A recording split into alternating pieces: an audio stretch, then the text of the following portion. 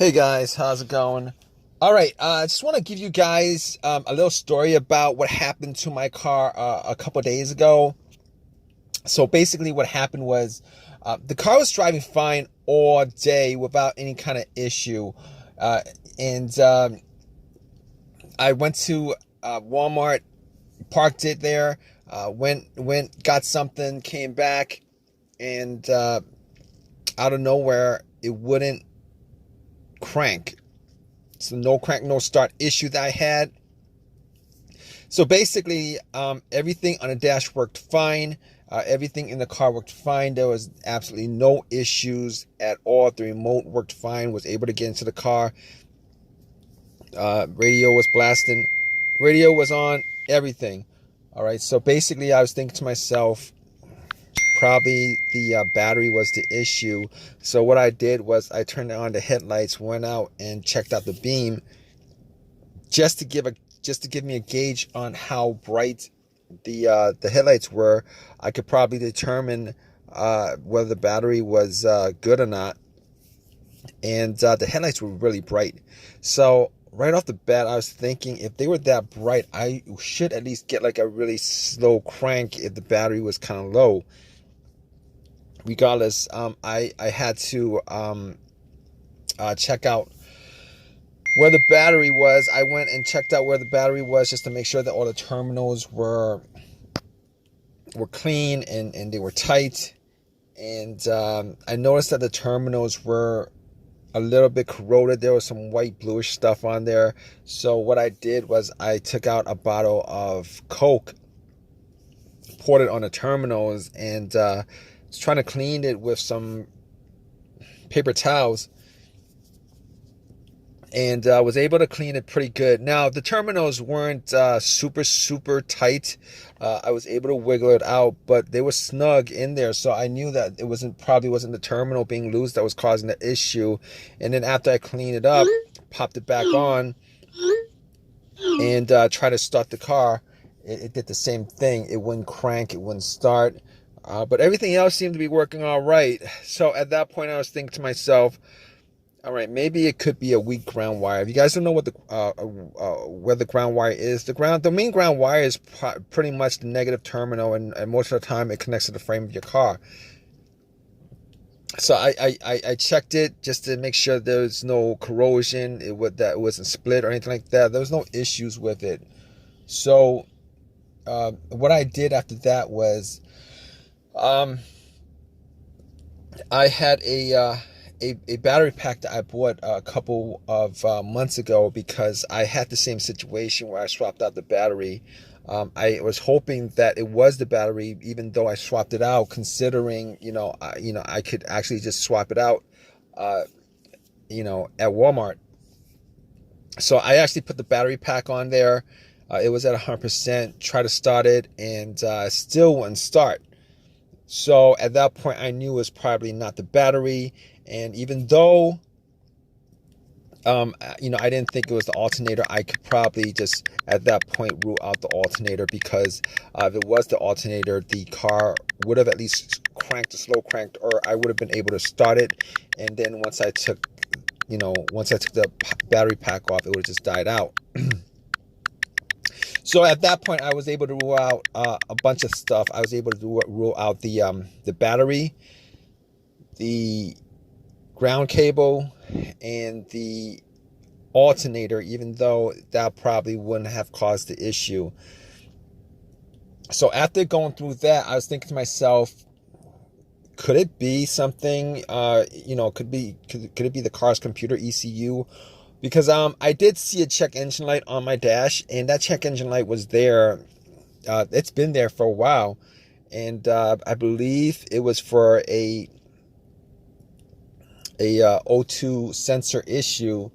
Now, I did have an OBD2 that I bought from Walmart, and it was a $19 OBD2, one of the cheap ones, and I pretty much hooked it on to my OBD port, and try to make sure that I was actually getting a connection between the car's computer and the car itself.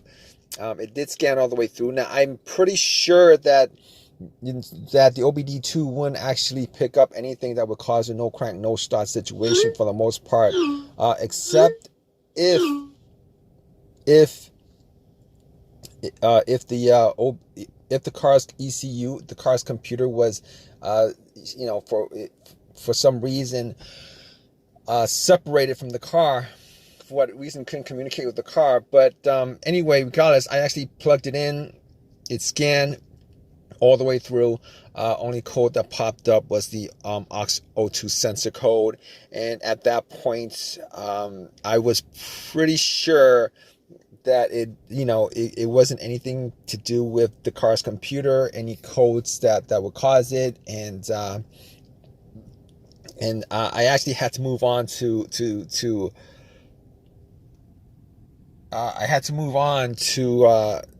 some other troubleshooting outside of that, because that wasn't causing the issue.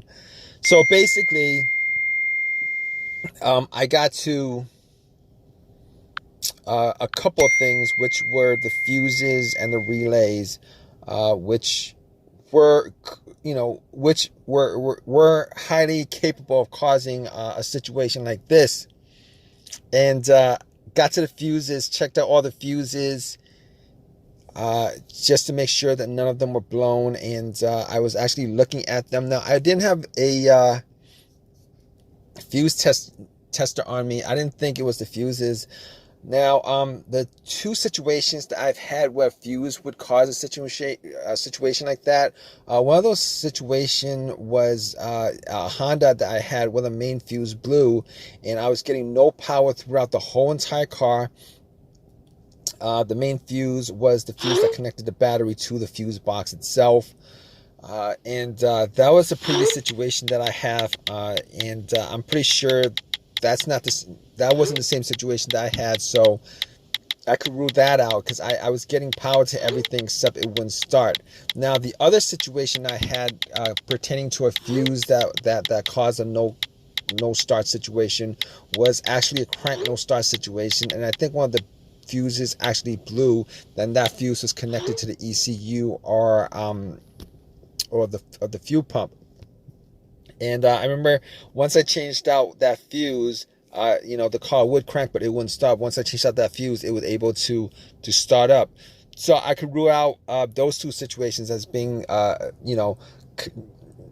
related to a fuse issue that would cause this situation that I had. So, so basically, I could rule those things, the fuses out, and the fuses were pretty clean. I didn't smell any kind of burnt smell, and didn't see any kind of brownish, anything brownish, and a brownish appearance on top. So at that point, I was able to kind of rule out the fuses, not at 100%, but I was able to rule out the fuses for the most part. So basically, at that point, I had a situation where I was maybe, it could have been the relays or the starter. That's what the two situations that came up.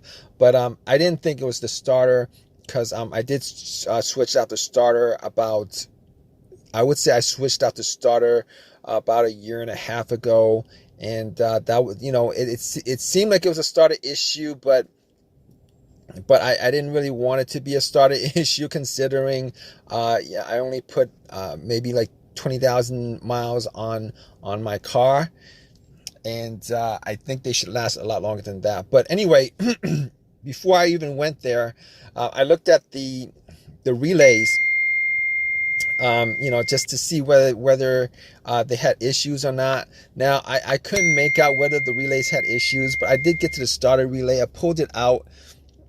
It looked like it was a bit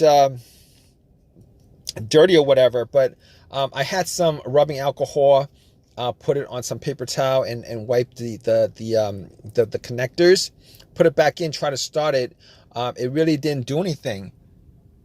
Didn't change up the situation. So I was thinking it was a weird situation, because it would click every time I would I would try to start the car. It would click, but it wouldn't crank. It wouldn't crank at all.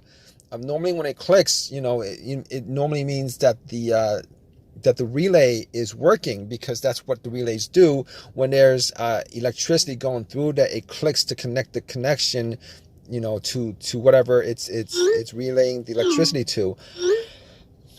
But regardless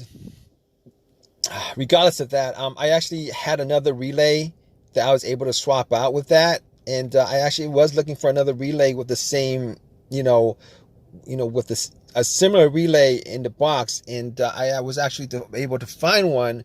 And what I did was I took that relay out, and I swapped it with that with the other relay, and I went back and tried to start it, and guess what? Bam! It started up. It worked without a problem, and at that point, I knew that it was the relay that was the problem. All right. So it was a pretty easy fix. I drove to AutoZone, which was within that whole shopping center. Swapped out the relay, and that was like 3 days ago. Haven't had a situation since. I've been driving the car, turning it on, off, for 3 days. Haven't had that situation at all. So just want to give you guys, just gonna give you guys that story of a quick fix that I had of my car. If you guys are in the same situation, you guys watching this video, hopefully you guys have as easy of a fix as I had on my car. You guys have a comment, leave your comment in the comment section. Please give me a thumbs up. Please subscribe. Like I said, if you guys are in the same situation, just go through the steps that I went through as far as trying to figure out, the situation with my car. And, you guys should be good as far as troubleshooting and diagnosing your particular problem. Take care, guys.